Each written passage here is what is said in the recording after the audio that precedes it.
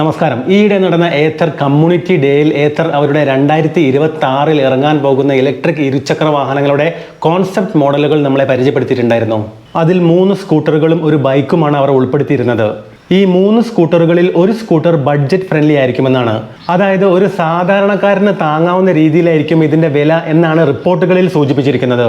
ഏകദേശം 1 ലക്ഷം രൂപയ്ക്ക് തൊട്ട് താഴെയായിരിക്കും എക്സ്ഷോറൂം വില എന്നാണ് അറിയാൻ സാധിച്ചത്.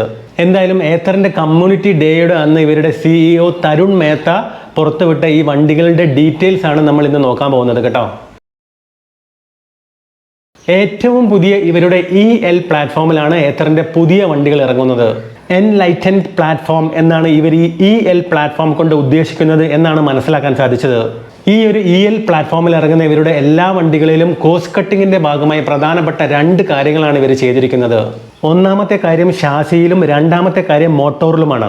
ഷാസിയുടെ കാര്യത്തിലേക്ക് വരികയാണെങ്കിൽ യൂണിബോഡി സ്റ്റീൽ ഫ്രെയിം ആണ് ഉപയോഗിച്ചിരിക്കുന്നത്.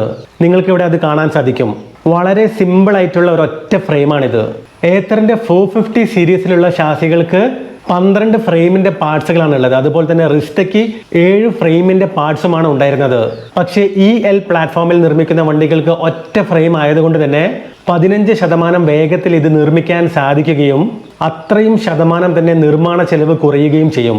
അതേപോലെ ഈ ഒരു EL പ്ലാറ്റ്ഫോം മൊഡ്യൂലാറും സ്കെയിലബിളുമാണ്. അതായത് ഈ ഒരു ഒറ്റ പ്ലാറ്റ്ഫോമിൽ നമുക്ക് ഒന്നിൽ കൂടുതൽ മോഡൽ സ്കൂട്ടറുകൾ നിർമ്മിക്കാൻ സാധിക്കും. അതെ, 2025 ഏത്തർ കമ്മ്യൂണിറ്റി ഡേയിലും ഏത്തർ CEO തരുൺ മേത്ത നമ്മളെ പരിചയപ്പെടുത്തിയതും അതുതന്നെയാണ്. ഏത്തറിന്റെ 2026 മുതൽ EL പ്ലാറ്റ്ഫോമിൽ ഇറങ്ങാൻ പോകുന്ന 3 സ്കൂട്ടറുകൾ കൂടാതെ ഒരു ബൈക്കും.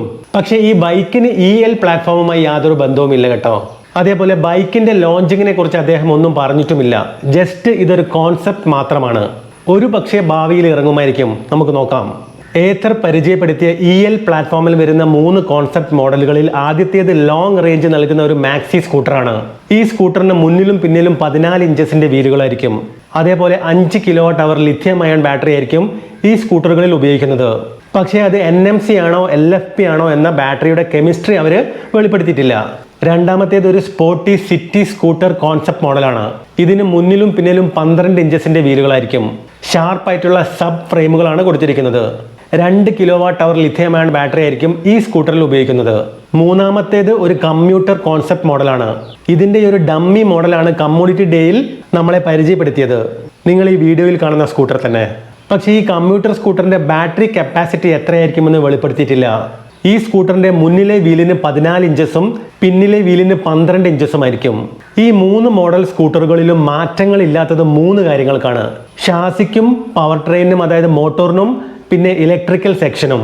അതേപോലെ ഈ 3 മോഡലുകളിലും കാര്യമായ മാറ്റങ്ങൾ വരുന്നത് ബാറ്ററി പാക്കിലും ടയർ സൈസിലും സസ്പെൻഷനിലും ഡിസ്പ്ലേയിലും പിന്നെ തീർച്ചയായിട്ടും വണ്ടിയുടെ ബോഡി ഡിസൈനിലുമാണ്. ഓക്കെ, ഇനി കോസ്റ്റ് കട്ടിങ്ങിന്റെ ഭാഗമായി ഏത്തർ ചെയ്തിരിക്കുന്ന പ്രധാനപ്പെട്ട രണ്ടാമത്തെ കാര്യം ഇവർ സ്ഥിരമായിട്ട് ഉപയോഗിച്ചുകൊണ്ടിരിക്കുന്ന മിഡ് ബെൽ ഡ്രൈവ് മോട്ടോർ എടുത്ത് മാറ്റി എന്നുള്ളതാണ്. പകരം സ്വിംഗ് ആം മോട്ടോർ ആണ് കൊടുത്തിരിക്കുന്നത്. ഇത് ഡയറക്റ്റ് ഡ്രൈവാണ്. ബജാജ് ചേതക്കിന്റെയും അതുപോലെ തന്നെ ഹീറോ മോട്ടോകോർ വിഡയുടെയും ഒക്കെ മോട്ടോർ പോലെ വണ്ടിയുടെ സ്വിംഗ് ആമിൽ ഘടിപ്പിച്ച മോട്ടോറിന്റെ കണക്ഷൻ നേരിട്ട് വീലിലേക്ക് കൊടുക്കുന്നത് കൊണ്ട് ഇത്തരം മോട്ടോറുള്ള വണ്ടികൾക്ക് ബെൽറ്റിന്റെയും പുള്ളിയുടെയും ഒന്നും ആവശ്യമില്ലെന്ന് നമുക്ക് അറിയുന്ന കാര്യമാണ് അല്ലേ.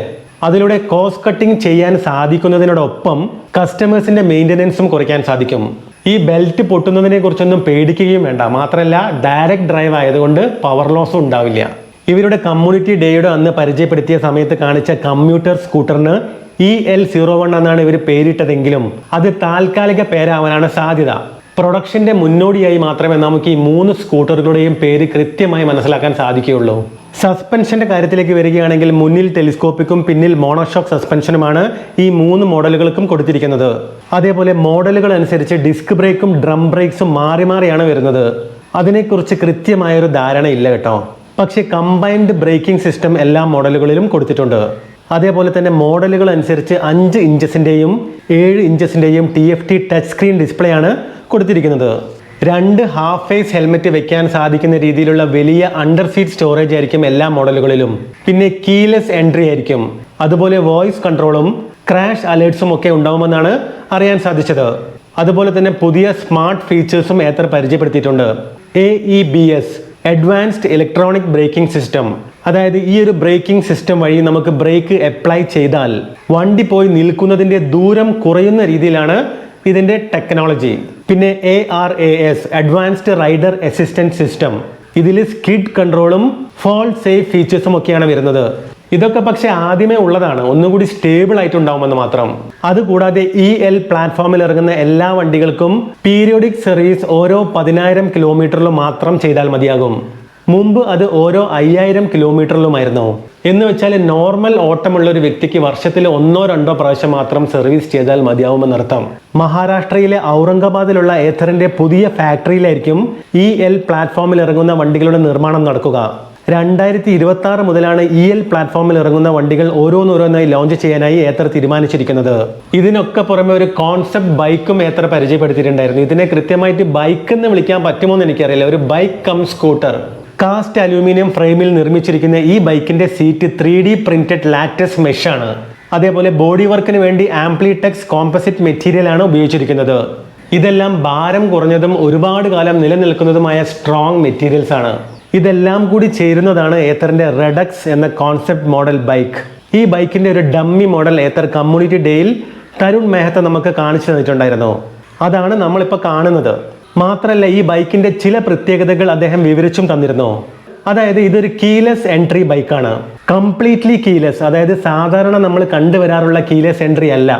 ഈ ഒരു വണ്ടി സ്റ്റാർട്ട് ചെയ്യാൻ വേണ്ടിയിട്ട് കീയുടെ ഫോബ് പോലും നമ്മുടെ കയ്യിൽ വെക്കേണ്ട എന്നതാണ്.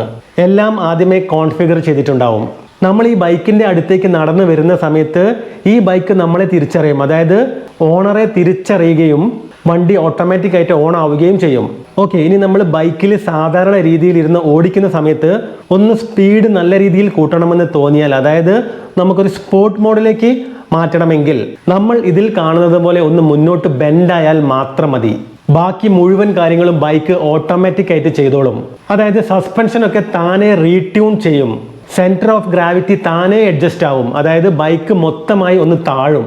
പിന്നെ നല്ല പെർഫോമൻസിനും ഫാസ്റ്റ് ആക്സിലറേഷനും വേണ്ടി സോഫ്റ്റ്വെയറിൽ വേണ്ട മാറ്റങ്ങൾ ബൈക്ക് തന്നെ താനെ ചെയ്തോളും.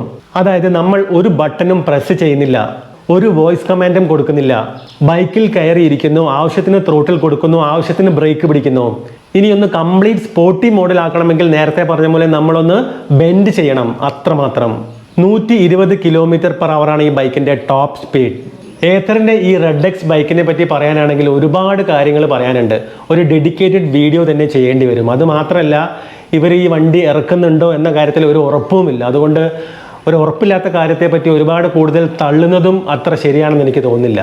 ഇതൊരു കോൺസെപ്റ്റ് മോഡൽ ആണെങ്കിലും എന്നെങ്കിലും ഇവരിത് ലോഞ്ച് ചെയ്യുമെന്നൊരു 100% ഉറപ്പ് കിട്ടിയാൽ തീർച്ചയായിട്ടും നമുക്ക് ഇതിനെക്കുറിച്ചൊരു ഡീറ്റെയിൽഡ് വീഡിയോ ചെയ്യാം.